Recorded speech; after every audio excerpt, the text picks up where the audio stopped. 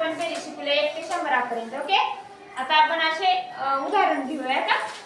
आता बघा, 5 क्रमवार विषम संख्येची सरासरी 15 आहे, तर सर्वात लहान संख्या कोणती म्हणल्यात आहे की नाही. आता 5 ही क्रमवार संख्या आहे. किती आहे? क्रमवार संख्या आहे. मग 5 च्या अगोदरची संख्या घ्यायची. किती आहे? 4 हे की नाही. मग नंतर काय दिली? संख्येची सरासरी 15 आहे म्हणले. हा, आता ह्या 15 मधून हे 4 वजा करायचं. या 15 मधून 4 वजा करायचं. उत्तर किती येते? 11 येते.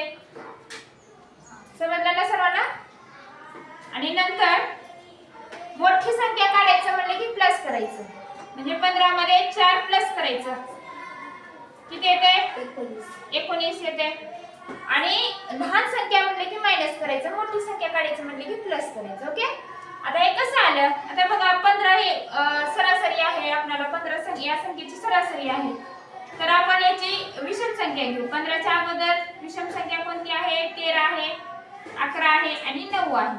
आणि 15 च्या नंतर 17, 19 आणि 21. सरासरी म्हणलं की मध्यभागी जो अंक आहे आणि जेवढी संख्या सांगितली, क्रमवार 5 संख्या सांगितली म्हणून आपल्याला 5च संख्या घ्यायची. हे 1, हे 2, 3 आणि इकडून 1 आणि हे 2. यानंतर 1, हे 2 आणि यानंतर 1 आणि हे 2.